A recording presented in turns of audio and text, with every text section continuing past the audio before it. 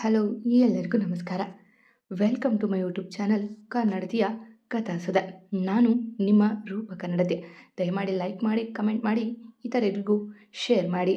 ಹೃದಯವ ಕಾದಿರಿಸುವುದರಗಾಗಿ ಭಾಗ 11. ಕತೆಗೆ ಹೋಗಿತ್ತು ಮುಂಚೆ ತುಂಬ ಜನ ಕತೆ ಕೇಳ್ತೀರಾ, ಆದರೆ ಸಬ್ಸ್ಕ್ರೈಬ್ ಆಗಿಲ್ಲ. ಪ್ಲೀಸ್ ಸಬ್ಸ್ಕ್ರೈಬ್ ಆದರೆ ನಮಗೂ ಖುಷಿ ಆಗುತ್ತೆ. ಅಭಿ ಲೂಸರಿಗೆ ಇರು, ಡ್ರೈವರ್ಗೆ ಕಾಲ್ ಮಾಡ್ತೀನಿ ಎಂದು ಡ್ರೈವರ್ಗೆ ಕಾಲ್ ಮಾಡಿ ಕಾರ್ ತರಿಸಿಕೊಂಡ್ಳು. ಕಾಲೇಜ್ಗೆ ಮಾತ್ರ ಅವಳು ಡ್ರೈವ್ ಮಾಡುವುದು, ಅದರ ಹೊರತಾಗಿ ಅವಳ ಜೊತೆ ಡ್ರೈವರ್ ಕಮ್ ಗಾರ್ಡ್ ಇದ್ದೇ ಇರುತ್ತಾರೆ. ಮತ್ತು ಮನೆಗೆ ಹೇಗೆ ಹೋಗ್ತೀರಾ ಅಭಿ ಎಂದಳು ಕೈಗೆ ಚಿಕ್ಕದಾಗಿ ಬ್ಯಾಂಡೇಜ್ ಮಾಡಿಸಿಕೊಂಡು ಬಂದಮೇಲೆ. ಈಗವರ ದಡ್ಡ ತಲೆಗೆ ಹೊಳೆದಿತ್ತು ತನ್ನ ತಂಗಿ ತನಗಾಗಿ ಕಾಯುತ್ತಿದ್ದಾಳೆಂದು. ತಕ್ಷಣ ಅವಳ ಮುಖ ನೋಡಿದ. ಆದರೆ ಅದಾಗಲೇ ಅವನ ಫೋನ್ ಅವಳ ಕೈಲಿತ್ತು. ಸ್ವೀಟಿ ಎಂಬ ಹೆಸರು ನೋಡಿ ಧನಿಯ ಮಗುವು ಗಂಟಾಗಿತ್ತು. ಧನು, ಫೋನ್ ಕೊಡು ಎಂದು ಕೈ ಚಾಚಿದ. ತಕ್ಷಣ ಅವನ ಕೈಗೆ ಫೋನ್ ಕೊಟ್ಟು ನಡೆದಳು ಕೋಪದಲ್ಲಿ. ಹಲೋ ಸ್ವೀಟಿ ಎಂದ ನಗುತ್ತಾ. ಅತ್ತಲಿಂದ ಅವಳ ಮಾತುಗಳು ಕೇಳುವವನಿಗೆ ಈ ಹದ ಅರಿವಿಲ್ಲ. ಅಣ್ಣ ಎಲ್ಲಿದೆಯಾ, ಟೈಮ್ ಆಯಿತು ಎಂದಳು ಆತಂಕದಿಂದ. ಇಲ್ಲೇ ಇದ್ದೀನಮ್ಮ, ಇನ್ನೊಂದು 10 ನಿಮಿಷ ಬರ್ತೀನಿ ಎಂದ ಅವಳ ಆತಂಕ ಅರಿತು. ಸರಿ ಅಣ್ಣ, ಬೇಗ ಬಾ ಎಂದು ಕರೆ ತುಂಡರಿಸಿದ ನಂತರ ಧನಿಯ ನೆನಪಾಗಿ ಅತ್ತ ಓಡಿದ. ಆಗಲೇ ಕಾರಲ್ಲಿ ಕುಳಿತು ಕೋಪದಿ ಹಾರನ್ ಮಾಡುತ್ತಿದ್ಲು. ಧನಿ, ನಾನು ಬೈಕಲ್ಲೇ ಹೋಗ್ತೀನಿ ಬಿಡು, ನೀನು ಹುಷಾರಾಗಿ ಹೋಗು ಎಂದಾಗ ಅವನನ್ನೊಮ್ಮೆ ನೋಡಿದ್ಲು. ಅವನಿಗಾಗಿ ಡ್ರೈವರ್ನ ಕಳುಹಿಸಿದ್ಲಲ್ಲ, ಪ್ರೈವಸಿ ಸಿಗುತ್ತೆ ಎಂದು. ಸಾರಿ ಅಮ್ಮ, ನನ್ನ ತಂಗಿ ಕಾಯ್ತಿದ್ದಾಳೆ, ಅವಳನ್ನು ಪಿಕಪ್ ಮಾಡಬೇಕು, ಇನ್ನೊಮ್ಮೆ ನಿನ್ನ ಕಾರಲ್ಲಿ ಬರ್ತೀನಿ ಎಂದು ಅವ ಬೇಡಿಕೊಂಡಾಗ ಅವಳ ಹುಬ್ಬುಗಳು ಸಡಿಲವಾದವು. ತಂಗಿ ಎಂದನಲ್ಲ. ವಾಟ್, ಸ್ವೀಟಿ ಅಂದರೆ ತಂಗಿನಾ ಎಂದಳು ಕಣ್ಸಂಕುಚಿಸಿ. ಈಗ ಅವನಿಗೆ ಅರ್ಥವಾಯಿತು ಅವಳ ಕೋಪ. ತನ್ನಲ್ಲೇನಕ್ಕವ, ಹ್ಞೂ, ನನ್ನ ಸ್ವೀಟ್ ತಂಗಿ ಒಬ್ಳೆ, ಜಾಹ್ನವಿ ಅಂತ ಎಂದಾಗ ಪೆಚ್ಚಾಗಿ ಹಲ್ಕಿರಿದವಳು. ಬನ್ನಿ, ಪರವಾಗಿಲ್ಲ, ನಾನು ಇಬ್ಬರನ್ನು ಡ್ರಾಪ್ ಮಾಡ್ತೀನಿ. ನನ್ನ ಡ್ರೈವರ್ ನಿಮ್ಮ ಬೈಕ್ ತರ್ತಾರೆ, ರಿಸ್ಕ್ ಯಾಕೆ, ನಿಮ್ಮ ತಂಗಿನೂ ಸೇಫಾಗಿ ಮನೆ ತಲುಪಿಸ್ಬೇಕಲ್ಲ ಎಂದಳು ನಗುತ್ತಾ. ಅವಳ ಮಾತಿಗೆ ತಲೆ ತೂಗಿದ. ಒಬ್ಬನೇ ಆಗಿದ್ರೆ ಮ್ಯಾನೇಜ್ ಮಾಡುತ್ತಿದ್ದ, ಆದರೆ ತನ್ನ ತಂಗಿಯನ್ನು ಕರೆದುಕೊಂಡು ಹೋಗಬೇಕಾದಿದ್ರ ತಲೆ ಅಡಿಸಿ ಕಾರೇರಿದ. ಅವಳು ಅವನ ಕೀ ತೆಗೆದುಕೊಂಡು ಡ್ರೈವರ್ಗೆ ಫೋನ್ ಮಾಡಿದ್ಲು. ಅಭಿ 10 ನಿಮಿಷ ಕಾಯೋಣ, ಡ್ರೈವರ್ ಬರ್ತಾನೆ, ಇಲ್ಲ ಅಂದರೆ ನನಗೂ ಕಷ್ಟ ಆಗುತ್ತೆ, ಆ ಕಡೆಯಿಂದ ಒಬ್ಬಳೇ ಬರಬೇಕು ಎಂದಾಗ ಅವನ ತಲೆ ಆಡಿಸಿ ಅವಳ ಜೊತೆ ಕುಳಿತ ಮಾತನಾಡುತ್ತಾ ತನ್ನಳನಿಗೆ ಕಾಯುತ್ತಾ ಕುಳಿತಿದ್ದ ಜಾನುವಿಗೆ ಬಳಿ ಬಂದಿದ್ದ ರಮಣ್. ಮೊದಲೇ ಕೋಪಗೊಂಡಿದ್ದಲ್ಲ, ತನ್ನ ಜೊತೆ ಮದುವೆಗೆ ಒಪ್ಪಿಲ್ಲವೆಂದು, ಹಾಗಾಗಿ ಜಗಳ ಮಾಡಲು ಬಂದಿದ್ದ. ಜಾನು, ನಿನ್ನ ಜೊತೆ ಮಾತಾಡಬೇಕಿತ್ತು, ಕಾರದ್ದು ಎಂದ ಅವಳೆದುರು ಕಾರ್ ನಿಲ್ಲಿಸಿ. ಆದರೆ ಅವನ ಮಗ ನೋಡದೆ ಮುಖ ತಿರುಗಿಸಿದ್ಲವಳು. ಏನು ಮಾತಾಡಬೇಕು, ಮಾತಾಡೋದಿಲ್ಲ, ಮನೆಯಲ್ಲಿ ಮಾತಾಡಿದೆ ಅಲ್ವಾ, ಅಷ್ಟಕ್ಕೂ ನನ್ನ ಜೊತೆ ಏನಿದೆ ಮಾತಾಡೋಕ್ಕೆ, ಹೋಗಿ ನಿನ್ನ ಅಮ್ಮನ ಜೊತೆ ಮಾತಾಡು ಎಂದಳು ಕೋಪ ತೋರಿ. ತನ್ನ ಜೊತೆ ಮಾತನಾಡದೆ ನೇರವಾಗಿ ಅತ್ತೆಯ ಕಡೆಯಿಂದ ಮದುವೆ ಪ್ರಪೋಸಲ್ ಇಡಿಸಿದ್ನಲ್ಲ, ಕೋಪ ಅವಳಿಗೆ. ಜಾನು, ಇಲ್ಲಿ ಮಾತಾಡೋಕ್ಕೆ ಆಗಲ್ಲ, ಬಾ ನನ್ನ ಜೊತೆ ಮನೆಗೆ ಹೋಗೋಣ, ಇವತ್ತು ಒಂದು ದಿನ ನನ್ನ ಜೊತೆ ಇರು, ನಾನು ನಿನ್ನ ಕನ್ವಿನ್ಸ್ ಮಾಡ್ತೀನಿ ಎಂದ ತಾನೇ ಕಾರ್ ಹಿಡಿದು ಬಂದು. ಇಲ್ಲ, ನೀನು ಇಷ್ಟ ಇಲ್ಲ ಅಂದ್ರೆ ಇಲ್ಲ ಎಂದಳು ಮತ್ತು ಅವನ ನೋಡದೆ. ಜಾನು, ಸುಮ್ಮನೆ ಹಠ ಮಾಡಬೇಡ, ನಾನು ಮದುವೆ ಆಗು ಎಂದ ರಮಣ್ ಹಲ್ಕಚ್ಚಿ. ಇಷ್ಟು ಸಮಾಧಾನವಾಗಿ ಹೇಳಿದರೂ ಕೇಳಿದವಳ ಮೇಲೆ ಕೋಪ ಅವನಿಗೆ. ನೋ ರಮಣ್, ನಂಗೆ ನೀನು ಇಷ್ಟ ಇಲ್ಲ, ಸೊ ನಾನು ರಾಮ್ನ ಮದುವೆ ಆಗಬೇಕು ಅಂತ ಡಿಸೈಡ್ ಮಾಡಿದ್ದೀನಿ ಎಂದಳು ಜಾನು ದೃಢವಾಗಿ. ಅದೇಗೋ ಅವನನ್ನು ಗಂಡನಾಗಿ ನೋಡಲು ಇಷ್ಟ ಇಲ್ಲ ಅವಳಿಗೆ. ಆದರೆ ರಾಮ್ ಹೆಸರು ಕೇಳಿ ಕೋಪಗೊಂಡವ. ಏನಂದೆ, ನನ್ನ ಶತ್ರುನ ಮದುವೆ ಆಗ್ತೀಯಾ, ನಾನು ವಿಲನ್ ಕಣೆ, ನಿನ್ನ ಹೇಗೆ ಮದುವೆ ಆಗಬೇಕು ಅಂತ ಗೊತ್ತು ಎಂದ ಅವಳ ಕೈ ಗಟ್ಟಿ ಹೇಗೆ ಹಿಡಿದ ಕೋಪದಿಂದ. ಜಾನು ಉತ್ತರ ಕೊಡುವ ಮುನ್ನವೇ, ವಿಲನ್ ನೀನೇ ಇರ್ಬೋದು ರಮಣ್, ಆದರೆ ನನ್ನ ಹುಡುಗಿ ಮುಟ್ಟೋ ಧೈರ್ಯ ಮಾಡಿದರೆ ನಾನು ನಿಂಗೆ ವಿಲನ್ ಆಗ್ತೀನಿ ಎಂದ ರಾಮ್. ಜಾನು ಕೈ ಹಿಡಿದಿದ್ದನ್ನು ಕೈಯಿಂದ ಹಿಡಿದು ತಿರುವಿದ. ಎಷ್ಟೇ ಆಗಲಿ ಅವಳ ಹಿಂದೆ ನಿಲ್ಲುವವನಲ್ಲ ಅವ, ನಿನ್ನಿಂದ ಇವಳನ್ನ ಕಿತ್ಕೊಂಡೆ, ಈಗ ಮದುವೆ ಆಗ್ತೀನಿ, ನಾವಿಬ್ಬರು ಖುಷಿಯಿಂದ ಇರೋದನ್ನು ನೋಡಿ ಹೊಟ್ಟೆ ಹುರ್ಕೋಬೇಕು ನೀನು ಎಂದ ರಾಮ್ ಅವನ ಕೈ ಹಿಡಿದೆ. ನನ್ನಿಂದ ನನ್ನ ಜಾನು ಕಿತ್ಕೊಳ್ಳೋಕೆ ಆಗೋದಿಲ್ಲ ರಾಮ್, ಅವಳು ಯಾವತ್ತಿದ್ರೂ ನನ್ನವಳೆ ಎಂದ ರಮಣ್ ರಾಮ್ನ ದೂರ ತಳ್ಳಿ. ಅವಳು ಯಾವತ್ತಿದ್ರೂ ನನ್ನವಳೆ ಎಂದ ಜಾನುವನ್ನು ನೋಡುತ್ತಾ. ಅದೆಂದು ಸಾಧ್ಯ ಇಲ್ಲ, ನನ್ನ ಜಾನು ಅವಳು, ಅವಳಿಂದ ದೂರನೇ ಇರು ಎಂದು ಜಾನುವ ಭುಜ ಬಳಸಿ ನಡೆದ ರಾಮ್. ಅವರನ್ನು ನೋಡುತ್ತಿದ್ದ ರಮಣ್ ಹೊಟ್ಟೆ ಉರಿಯತೊಡಗಿತ್ತು. ಇಲ್ಲ ರಾಮ್, ನಿನ್ನನ್ನು ತುಂಬ ಲೈಟಾಗಿ ತಗೊಂಡೆ, ಬಟ್ ಫ್ರಮ್ ನೌ ನನ್ನ ಆಟ ಶುರು ಮಾಡ್ತೀನಿ. ನನಗೆ ಜಾನು ಬೇಕು ಎಂದು ಕಾಲು ನೆಲಕ್ಕಪ್ಪಳಿಸಿ ನಡೆದ ರಮಣ್. ರಾಮ್ ಬಿಡು, ಅವನ ಮುಂದೆ ಈ ದಿನ ನಡೆದುಕೊಳ್ಳೋ ಅವಶ್ಯಕತೆ ಇತ್ತಾ ಎಂದಳು ಜಾನು ತುಸು ಕೋಪ ತೋರಿ. ಮತ್ತೆ ಅವನು ನಿನ್ನ ಕೈ ಹಿಡಿದಾಗ ಹಿಡ್ಕೊಳ್ಳಪ್ಪ ರಾಜ ಅಂತ ಹೇಳಬೇಕಿತ್ತಾ ಎಂದ ಅವನು ಕೋಪ ತೋರಿ. ಮೊದಲೇ ಅವಳನ್ನು ಬೇರೆಯವರ ಜೊತೆ ನೋಡಿದರಾಗದು ಅವನಿಗೆ. ಅಂತಹದ್ರಲ್ಲಿ ಅವಳ ಕೈ ಹಿಡಿದಿದ್ದು ನೋಡಿ ಊರಿದು ಹೋಗಿದ್ದ. ನೋಡು ನೋಡು, ಈ ಕೋಪನೇ ಕಡಿಮೆ ಆಗಬೇಕು ಅಂದದ್ದು ನಾನು ಎಂದಳು ಮೂತಿ ತಿರುವೆ. ಕೋಪ ಯಾವಾಗಲೂ ಬರಲ್ಲ ಕಣೆ, ನಿನ್ನ ವಿಷಯದಲ್ಲಿ ಬಿಟ್ಟರೆ ನನ್ನ ಪ್ರಿನ್ಸಸ್ ವಿಷಯದಲ್ಲಿ ಜಾಸ್ತಿ ಕೋಪ ಎಂದ ಹೆಚ್ಚಾಗಿ. ನಿಮ್ಮ ತಂಗಿ ವಿಷಯದಲ್ಲಿ ಓಕೆ, ಆದರೆ ನನ್ನ ವಿಷಯದಲ್ಲಿ ಯಾಕೆ ಎಂದಳು ಅವನಂತ ನೋಡಿ. ಯಾಕಂದರೆ ನೀನು ನನ್ನವಳು ಎಂದ ನಗುತ್ತಾ. ಅಬ್ಬಾ, ನಾನೇನು ಮೆಟೀರಿಯಲ್ ಅಲ್ಲ ಎಂದಳು ಮುಖ ಊದಿಸಿ. ಸರಿ ಸರಿ, ಯಾಕೆ ನಿನ್ನ ಅಣ್ಣ ಬಂದಿಲ್ಲ ಇನ್ನು? ಡ್ರಾಪ್ ಮಾಡ್ಲಾ ಎಂದ ಅವಳು ಇನ್ನೂ ನಿಂತುದದ ನೋಡಿ.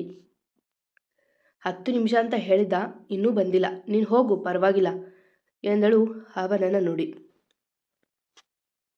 ನಾನೇನು ಮಾಡಲ್ಲ ಬಾ, ಮನೆಗೆ ಬಿಟ್ಟು ಬರ್ತೀನಷ್ಟೇ ಎಂದ ಅವಳ ಬಳಿಗೆ ಹೆಜ್ಜೆ ಹಾಕುತ್ತಾ.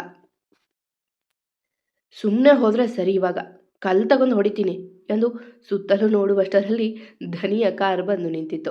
ಕಾರ್ನಲ್ಲಿದ್ದ ಅಭಿಯ ನೋಡಿ ಜಾನು ಕಣ್ಣರಳಿಸಿದರೆ ರಾಮ್ ತನ್ನ ತಂಗಿಯ ನೋಡಿ ಹುಬ್ಬೇರಿಸಿದ್ದ.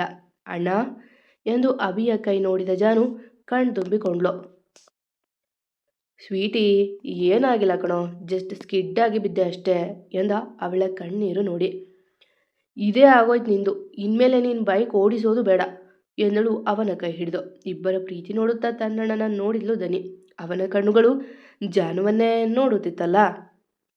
ಬ್ರೋ, ಇವರು ರಸ್ತೆಯಲ್ಲಿ ಬಿದ್ದಿದ್ರು, ಯಾರೂ ಹೆಲ್ಪ್ ಮಾಡಲಿಲ್ಲ, ಸೊ ನಾನೇ ಆಸ್ಪತ್ರೆಗೆ ಕರೆದುಕೊಂಡು ಹೋಗಿದ್ದ. ಮತ್ತೆ ಬೈಕ್ ಓಡಿಸೋಕ್ಕಾಗಲ್ಲ ಅಂದರು, ಅವರ ತಂಗಿ ಪಿಕಪ್ ಮಾಡಬೇಕು ಅಂದರು, ನಾನೇ ಕರೆದುಕೊಂಡು ಬಂದೆ. ಇವ್ರು ಇಲ್ಲೇ ಕೆಲಸ ಮಾಡೋದಾ ಎಂದಳು ಜಾನುವನ ನೋಡಿ. ಹಾಂ, ನ್ಯೂ ಜಾಯ್ನ್, 1 ವಾರ ಆಗಿದೆ ಅಷ್ಟೆ ಎಂದ ಈ ಹಕ್ಕೆ ಮರಳಿ. ಸರಿ, ನಾನು ಕ್ಯಾಬ್ ಬುಕ್ ಮಾಡ್ತೀನಿ, ಅದರಲ್ಲೇ ಹೋಗಿ ಎಂದಳು ನಗುತ್ತಾ.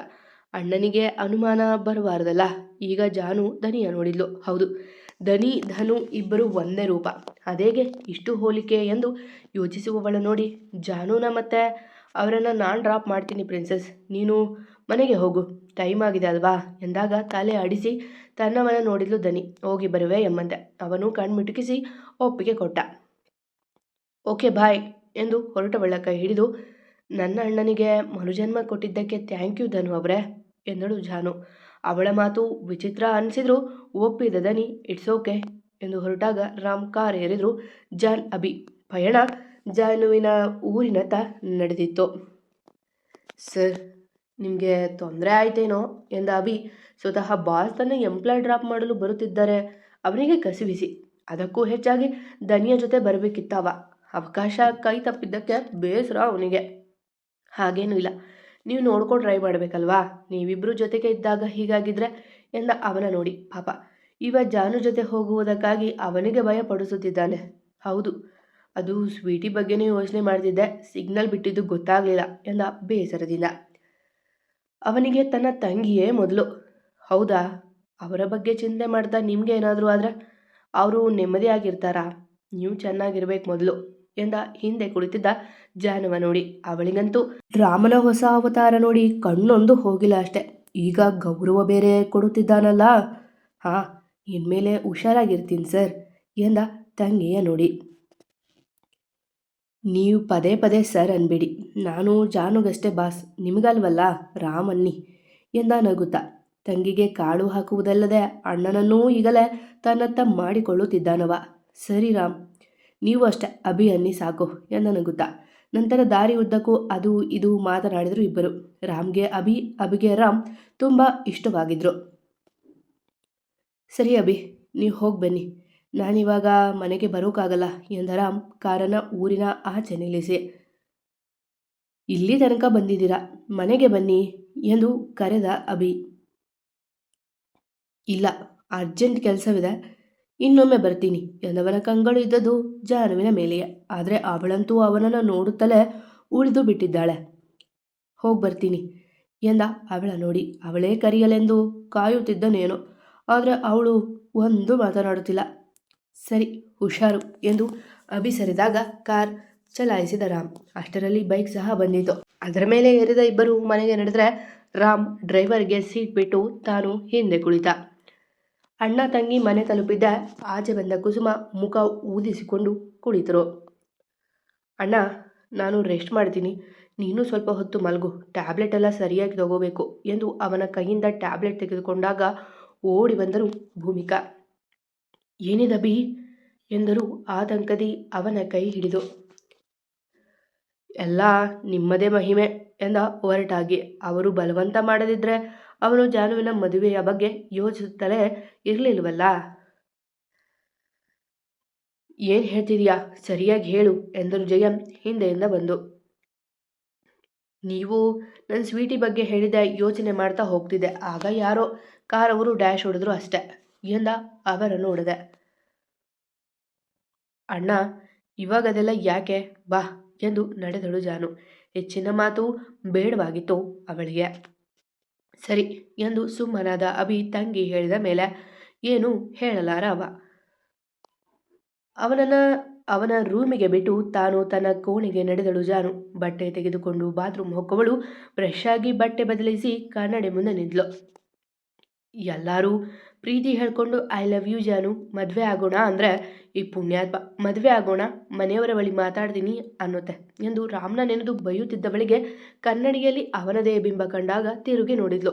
ಹೌದು, ಅದು ಅವನೇ.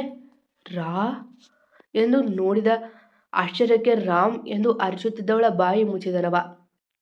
ಆಗಷ್ಟೇ ಬಿಟ್ಟು ಹೋದವ ಬಂದಿರುವುದು ಅವಳಿಗೆ ಇನ್ನೂ ಆಶ್ಚರ್ಯ. ನಾನೇ ಅರಚಬೇಡ ಎಂದ ಮೆತ್ತಗೆ ಎಂದು ಮೆಲ್ಲಗೆ ಕೈ ತೆಗೆದ.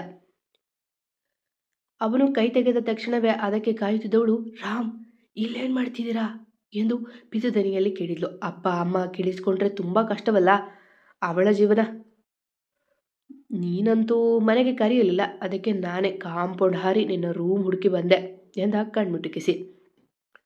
ಅವನನ್ನೇ ಅದ್ಭುತದಂತೆ ನೋಡತೊಡಗಿದ್ಲು ಜಾನು. ಮೊನ್ನೆಯಷ್ಟೇ ಬಸ್ನಲ್ಲಿ ಜಗಳ ಆಡಿದ ನೆನಪು, ಅವಳೊಂದಿಗೆ ಹೊರಟಾಗಿ ಕಿತ್ತಾಡಿದ ನೆನಪು. ಆದರಿಂದು ಎಷ್ಟು ತಣ್ಣಗೆ ನಿಂತಿದ್ದಾನೆಂದರೆ ಹುಣ್ಣಿಮೆಯ ದಿನ ತಂಗಾಳಿಯ ಬೀಸಿದಂತೆ. ಇದೇ ನನ್ನ ರೂಮ್ ಅಂತ ಹೇಗೆ ಗೊತ್ತಾಯಿತು ಎಂದಳು ಕಣ್ಣರಳಿಸಿ. ಇದಕ್ಕೂ ಮೊದಲು ಎಂದೂ ಅವನಿಗೆ ಮನೆಯ ಪರಿಚಯ ಇರಲಿಲ್ವಲ್ಲ, ಅದಕ್ಕೆ ಕೇಳಿದ್ಲು. ಇಲ್ಲ, ಮೊದಲು ಅದು ಯಾರದೋ ರೂಮಿಗೆ ಹೋಗಿದ್ದೆ, ನೋಡಬಾರ್ದು ನೋಡಿ ಕಣ್ಣು ಹೋಯ್ತು ನಂದು. ಆ ಮನುಷ್ಯನಿಗೆ ಬಟ್ಟೆ ಅನ್ನೋದೊಂದಿದೆ ಅನ್ನೋದು ಗೊತ್ತೇ ಇಲ್ವಾ ಎಂದ ಕಣ್ ತಿಳಿಸಿ. ಈಗಲೂ ಅವನಿಗೆ ಅಸಹ್ಯ ಎನಿಸುತ್ತಿದೆ. ಯಾರ ರೂಮ್ ಎಂದಳು ಆತಂಕದಿಂದ. ಯಾಕಂದರೆ ಅಪ್ಪ ಮಾವ ಅತ್ತೆ ತಾತ ಎಲ್ಲ ಮನೆಯಲ್ಲೇ ಇದ್ರಲ್ಲ, ಹಿತ್ತಲಿನ ಡೋರ್ ಪಕ್ಕಾನೇ ಇದೆಯಲ್ಲ ಆ ರೂಮ್ ಎಂದಾಗ ಬಿಗಿ ಹಿಡಿದ ಉಸಿರು ಬಿಟ್ಟವಳು. ಅದು ನನ್ನ ಮಾವ ಅತ್ತೆಯ ರೂಮ್ ಎಂದಳು ನಗುತ್ತಾ. ಯು ಮೀನ್ ಅರು ರಮಣಪ್ಪನ ಎಂದ ಕಣ್ ಸಂಕುಚಿಸಿ. ಹೌದು, ಅವರು ಮನೇಲಿ ಪಂಚೆನೆ ಹಾಕೋದು, ಶಕೆ ಅಲ್ವಾ, ಅದಕ್ಕೆ ಶರ್ಟ್ ಹಾಕಿಲ್ಲ ಅನಿಸುತ್ತೆ. ನಿಂತಪ್ಪದು, ಇನ್ನೊಬ್ಬರ ರೂಮಿಗೆ ಅನುಮತಿ ಇಲ್ಲದೆ ಹೋಗೋದು ಎಂದಳು ಕೈಕಟ್ಟಿ. ಮತ್ತೆ ನಿನ್ನ ರೂಮಿಗೂ ಪರ್ಮಿಷನ್ ಇಲ್ಲದೆ ಬಂದಿದ್ದೀನಿ, ನೀನು ನೋಡಿದ್ರೆ ನಾರ್ಮಲ್ ಆಗಿ ಇದೆಯಾ ಎಂದ ಕಣ್ಮುಟುಕಿಸಿ. ಅವನ ವರಸೆಗೆ ತಲೆ ತಿರುಗುವುದೊಂದೇ ಬಾಕಿ. ನಾನು ಬಟ್ಟೆ ಬದಲಾಯಿಸೋದು ರೂಮಲ್ಲಿ, ಡೋರ್ ಹಾಕೋದು ಮರೆತೆ, ಇನ್ಮೇಲೆ ಹಾಕುವೆ. ಈ ರೀತಿ ಕಳ್ಳರಿರ್ತಾರೆ ಅಂತ ಗೊತ್ತಾಯ್ತಲ್ವಾ ಎಂದಳು ಅವನನ್ನೇ ಅಣಕಿಸಿ. ನಾನು ಕಳ್ಳ ಅಲ್ಲ ಕಣೆ, ರಾಮ್, ಸರ್ವಾಂಶ್ ರಾಮ್ ಎಂದ ಕಾಲರ್ ಮೇಲೆ ಎತ್ತಿ. ಆದ್ರೇನು ಪ್ರಯೋಜನ, ಕಳ್ಳನ ರೀತಿ ಹಿತ್ತಲು ಬಾಗಿಲಿನಿಂದ ಬಂದಿದೀಯಾ ಎಂದು ನಕ್ಕಳು. ಹೇ, ಮತ್ತೆ ಕಳ್ಳ ಅನ್ಬೇಡ, ನಿನ್ನ ನೋಡ್ದಕ್ಕೆ ಬಂದೆ ಎಂದ ಹಾಸಿಗೆಯ ಮೇಲೆ ಕುಳಿತು. ಈಗಷ್ಟೇ ಬಿಟ್ಟು ಹೋಗಿದ್ದು ನೀನು, ಅಲ್ಲಿಂದ ಮನೆಗೆ ಬಂದಿದ್ದೀವಷ್ಟೇ, ಆವಾಗಲೇ ಮಿಸ್ ಮಾಡ್ಕೊಂಡಾ ಎಂದಳು ಅವನ ಪಕ್ಕ ತಾನೂ ಕುಳಿತು. ಹೌದು, ಅದಕ್ಕೆ ಹೇಳಿದ್ದು ಮದುವೆ ಆಗಿ ಮನೆಗೆ ಬಂದು ಬಿಡು, ನಿನ್ನ ನೋಡಿಕೊಂಡು ಇದ್ದು ಬಿಡ್ತೀನಿ ಎಂದ ನಗುತ್ತಾ. ಇದಕ್ಕೇನು ಕಡಿಮೆ ಇಲ್ಲ ಎಂದವಳು ಹೇಳಲು ನೋಡಿದಾಗ ಅವಳ ಕೈ ಹಿಡಿದು ಎಳೆದ. ಏನು ಮಾಡ್ತಿದೀಯಾ ಎಂದು ಬೆದರಿ ಬ್ಯಾಲೆನ್ಸ್ ತಪ್ಪಿ ಅವನ ಮೇಲೆ ವಾಲಿದವಳ ಕೈ ಹಿಡಿದು, ಹ್ಞೂ ಕಣೆ ಜಾನಕಿ, ಮದುವೆ ಆಗೋಣ ಎಂದ ಕೋರಿಕೊಂಡಂತೆ. ಅವನ ಎದೆಯ ಮೇಲೆ ಕೈ ಇಟ್ಟು ಅವನನ್ನೇ ನೋಡುತ್ತಿದ್ಲು ಜಾನು. ಅವನಂತೂ ಅವಳ ಕಣ್ಣಲ್ಲಿ ಮುಳುಗಿ ಹೋಗಿದ್ದಾನೆ. ಅವನ ಒಂದು ಕೈ ಅವಳ ನಡುವ ಬೆಳೆಸಿದೆ. ಭೌ ಭೌ ಎಂಬ ಶಬ್ದ ಕೇಳಿಯೇ ಇಬ್ಬರೂ ಎಚ್ಚೆತ್ತು ದೂರ ಸರಿಯುವ ವೇಳೆಗೆ ಬ್ರೂನಿ ಅವನ ಮೇಲೆ ಹಾರಿದ್ದ. ಹೇ ಬ್ರೂನಿ, ನಿಲ್ಲು ಎಂದು ಹೇಳಿ ಅದನ್ನು ಹಿಡಿದುಕೊಳ್ಳುವಷ್ಟರಲ್ಲಿ ಕೂಗಿ ರಂಪಾಟ ಮಾಡಿಬಿಟ್ಟಿತ್ತು ಅದು. ಭಯದಲ್ಲಿ ಜಾನು ಹಿಂದೆ ಬಿಟ್ಟ ರಾಮ್.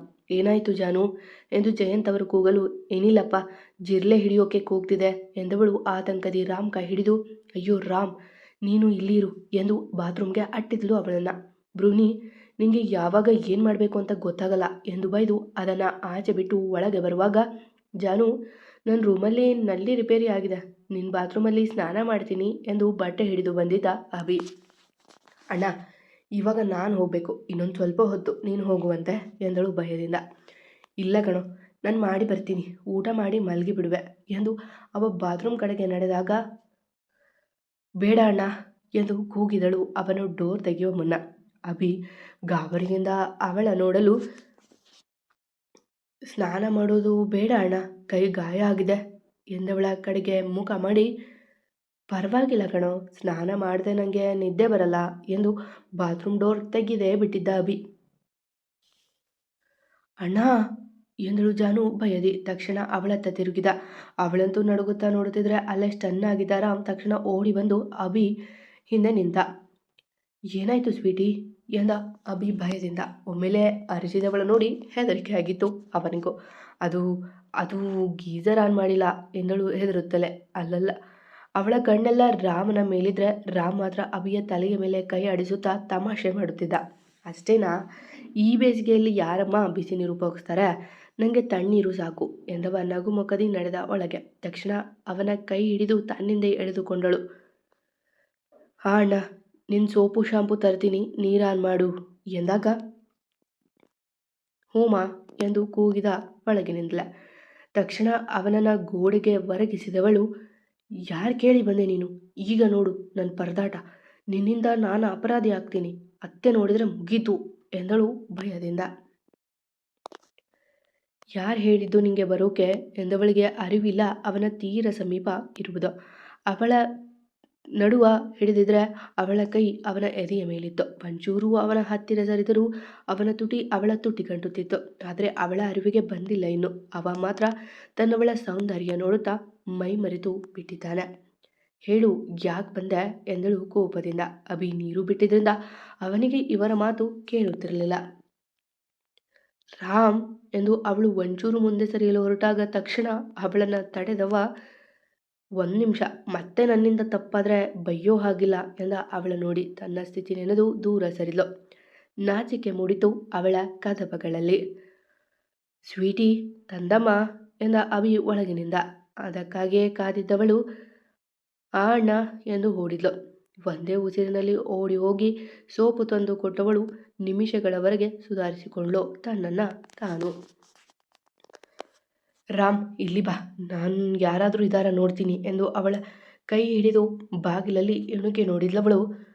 ಬಾ ಎಂದು ಅವನ ಕರೆದುಕೊಂಡು ನಡೆದ್ಲು. ಆಗಷ್ಟೇ ಅಡುಗೆ ಮಾಡಲು ಬರುತ್ತಿದ್ದ ರೂಮಿಯವರು ಕಂಡಿದ್ದ ವಾಷಿಂಗ್ ಮಷೀನಿಂದ ಕೂರಿಸಿ ತಾನು ಕುಳಿತಳು ಅವನ ಬಾಯಿ ಮುಚ್ಚಿ. ಶ್ ಅಮ್ಮ ಎಂದಳು ಮೆಲ್ಲಗೆ. ಅವಳ ಪಟಪಟನೆ ಬಡಿಯುವ ಅರಳು ಕಂಗಳು ಭಯದಿಂದ ನಡುಗುತ್ತಿದ್ವು. ಅವಳ ತುಟಿಗಳು ಆದರುತ್ತಿದ್ವು. ಮನೆಯಲ್ಲಿ ಯಾರಾದರೂ ನೋಡಿದರೆ ಎಂಬ ಯೋಜನೆ ಅವಳನ್ನು ಭಯಪಡಿಸಿತ್ತು. ಜಾನು, ರೊಟ್ಟಿ ಮಾಡಬೇಕು, ಹೆಲ್ಪ್ ಮಾಡು ಬಾ ಎಂದು ಕೂಗಿದರು ಭೂಮಿಕಾ ಅಡುಗೆ ಮನೆಗೆ ಹೋಗುತ್ತಾ. ಅವಳಿಂದ ಪ್ರತಿಕ್ರಿಯೆ ಬರದೇ ಇರುವುದ ನೋಡಿ,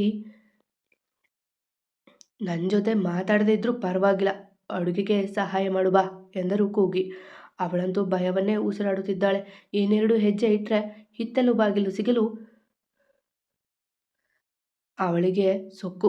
ಅದಕ್ಕೆ ಮಾತಾಡ್ಸಲ್ಲ ಎಂದು ಬೈಯುತ್ತಲೇ ತಮ್ಮ ರೂಮಿನ ಬಾಗಿಲು ತೆಗೆ ಹೊರಟರು ಕಲ್ಯಾಣಿ. ತಕ್ಷಣ ಗಾಬರಿಯಿಂದ ಅವನ ಕೈ ಹಿಡಿದು ಹಿತ್ತಲು ಬಾಗಿಲಿನಿಂದ ತಳ್ಳಿದವಳು, ಬಂದೆ ಮಮ್ಮಿ ಎಂದು ಕೂಗಿ ಓಡಿದ್ಲು ಅಡುಗೆ ಮನೆಗೆ. ಈಗಲೂ ಅವಳ ಕೈಗಳು ನಡುಗುತ್ತಿವೆ. ನೀನು ರೊಟ್ಟಿ ಮಾಡು, ನಾನು ಪಲ್ಯ ಮಾಡ್ತೀನಿ ಎಂದರು ಮುಖ ಊದಿಸಿಯ. ತಲೆ ಆಡಿಸಿ ಇಟ್ಟು ತೆಗೆದುಕೊಂಡವಳ ಲಕ್ಷ್ಯವೆಲ್ಲ ರಾಮ್ನತ್ತವೆ. ಅವನು ಯಾರಿಗೂ ಕಾಣದೆ ಹೋದನೋ ಇಲ್ಲವೋ ಎಂಬುದೇ ಅವಳ ಗೊಂದಲ. ತಕ್ಷಣ ರೂಮಿಗೆ ಹೋಗಿ ಫೋನ್ ತೆಗೆದುಕೊಂಡು ಮೆಸೇಜ್ ಮಾಡಿದ್ಲು ಅವನಿಗೆ, ತನ್ನ ಕಾರ್ ತಲುಪಿದನೋ ಎಂದು. ಹಾಂ, ನಾನು ಬಂದೆ, ಯು ಡೋಂಟ್ ವರಿ ಎಂದು ಕಳುಹಿಸಿದ್ದ ಜೊತೆಗೆ ಒಂದು ಸ್ಮೈಲಿ. ಅದನ್ನು ನೋಡಿ ನಿಟ್ಟುಸಿರು ಬಿಟ್ಟು ಕೆಲಸದಲ್ಲಿ ತೊಡಗಿದವಳ ಓರೆಗಣ್ಣಿನಿಂದ ನೋಡಿದ ಭೂಮಿ ಅವರ ಮನದಲ್ಲಿ ಅನುಮಾನದ ಸಸಿ ಚಿಗುರಿತ್ತು. ಇದಾವುದರ ಅರಿವಿರದ ಅವಳು ರಾಮ್ನ ಸನಿಹ ಸ್ಪರ್ಶ, ಅವನು ಎಚ್ಚರ ಮಾಡಲಿಲ್ಲ ಅಂದಿದ್ದರೆ ಆಗುತ್ತಿದ್ದ ಚುಂಬನ, ಇದರ ಮೊದಲ ಮುತ್ತ ಎಲ್ಲವ ನೆನೆದವಳ ಮನದಲ್ಲಿ ಪ್ರೀತಿ ಸಸಿ ಗಿಡವಾಗಿತ್ತು. ಅದರಲ್ಲಿ ಪ್ರೇಮವೆಂಬ ಹೂ ಸಹ ಅರಳುತ್ತಿತ್ತು. ಇತ್ತ ಕಾರೆರೆದವನ ಮನವು ಚಿಟ್ಟಿಗಂತೆ ಹಾರುತ್ತಿತ್ತು. ಹಬ್ಬ, ಅದೆಷ್ಟು ಮುದ್ದು ಅವಳು ಅನ್ನಿಸದೇ ಇರಲಿಲ್ಲ ಅವನಿಗೆ. ಅವಳ ಆ ಮುದ್ದು ತುಟಿಗಳು ನೆನಪಾದಾಗ ಹುಡುಗನ ಮೈ ಬಿಸಿಯಾಗಿತ್ತು. ಒಂಚೂರು ಧೈರ್ಯ ಮಾಡಿದ್ರೂ ಮತ್ತೊಂದು ಮುತ್ತು ಸಿಗುತ್ತಿತ್ತು ಎಂದು ಯೋಚಿಸುತ್ತಾ ಮನೆ ತಲುಪಿದವನಿಗೆ ಲಕ್ಷ್ಯವೆಲ್ಲ ಜಾನುವತ್ತಲೆ. ಬ್ರೋ, ಸೇಫಾಗಿ ರೀಚ್ ಆದ್ರಾ ಎಂದಳು ದನಿ. ಅವನ ಮನೆ ತಲುಪಿದ್ದೆ. ಹಾ ಪ್ರಿನ್ಸೆಸ್, ಊಟ ಆಯ್ತಾ ಎಂದ ಅವಳ ಮುನ್ನಲೆ ಕೆದರಿ. ಇಲ್ಲ ಬ್ರೋ, ನೀನಿಲ್ದೆ ನಾನು ಊಟ ಮಾಡ್ತೀನಾ ಎಂದಾಗ ನಕ್ಕವ. 10 ಮಿನಿಟ್ಸ್, ಫ್ರೆಶ್ ಅಪ್ ಆಗಿ ಬರ್ತೀನಿ ಎಂದವ ಉತ್ಸಾಹದಿಂದ ಓಡಿದ್ದ. ನೋಡಿ ಕೊಂಚ ಅನುಮಾನ ಹುಟ್ಟಿತು ಧನಿಗೆ. ಬಾ ಪ್ರಿನ್ಸೆಸ್, ನಾನೇ ಊಟ ಮಾಡಿಸ್ತೀನಿ ಎಂದವ ಇಂದು ಹೆಚ್ಚೇ ನಗು ಮೊಗದಿ ಇರುವುದು ಮನೆಯವರೆಲ್ಲ ಗಮನಿಸಿದ್ರು. ಆದರೆ ಆ ನಗುವಿನ ಕಾರಣ ಮಾತ್ರ ತಿಳಿಯಲಿಲ್ಲವಷ್ಟೆ. ಕೋಪಿಷ್ಟನ ಹೃದಯದಲ್ಲಿ ಮೆಟ್ಟಿದ್ದ ಕೋಪದ ಧೂಳು ತೆಗೆದು ತನಗೆಂದೇ ಜಾಗ ಮಾಡಿಕೊಳ್ಳುತ್ತಿದ್ಲು ಜಾನು. ಆದರೆ ಅವನ ಅರಿವಿಗಿನ್ನೂ ಬಂದಿರಲಿಲ್ಲವಷ್ಟೆ. ಮಾರನೇ ದಿನ ಎಂದಿನಂತೆ ಶುರುವಾಗಿತ್ತು. ಜಾನುವನ್ನ ಜಾಗರೂಕತೆಯಿಂದ ಕರೆದುಕೊಂಡು ಬಿಟ್ಟು ಹೋಗಿದ್ದ ಅಭಿ. ಅವನ ಮನವೆಲ್ಲ ದನಿಯ ಸುತ್ತ. Good morning Janu, come to my cabin ಎಂದ ರಾಮ್. ಆಗಷ್ಟೇ ಬಂದಿದ್ದವ. ಇವರೊಂದು ಎಲ್ಲರ ಮುಂದೆನೇ ಹೇಗೆ ಕರೀತಾರೆ ನೋಡು ಎಂದು ಗೊಣಗುತ್ತಾ ನಡೆದವಳು ಕೋಪದಿಂದಲೇ ಅವನ ಕ್ಯಾಬಿನ್ ಬಾಗಿಲು ತೆಗೆದ. ಆದರೆ ಅವ ಇರಲಿಲ್ಲ ಅಲ್ಲಿ. ರಾ ಎಂದು ಹಿಂದೆ ತಿರುಗುತ್ತಿದ್ದವಳ ತೀರ ಸಮೀಪ ಬಂದವ. ನಿನ್ನೆ ನೀನು ಇಷ್ಟು ಹತ್ತಿರ ಬಂದಿದ್ದೆ ಅಲ್ವಾ ಎಂದು ಅವಳ ಮೊಗದ ಬಳಿ ಬಾಗಿದಾಗ ಕಲ್ಲಂತೆ ನಿಂತು ಬಿಟ್ಟಳು ಅವಳು. ಜಾನು, ನಿನ್ನ ಒಪಿನಿಯನ್ ಚೇಂಜ್ ಮಾಡ್ಕೋ ಎಂದ ಅವಳ ಬೇಡುವಂತೆ. ಅದಕ್ಕೆ ಮನೆಗೆ ಬಂದು ಬಿಡೋದಾ ಎಂದಳು ತೊದಲುತ್ತಾ.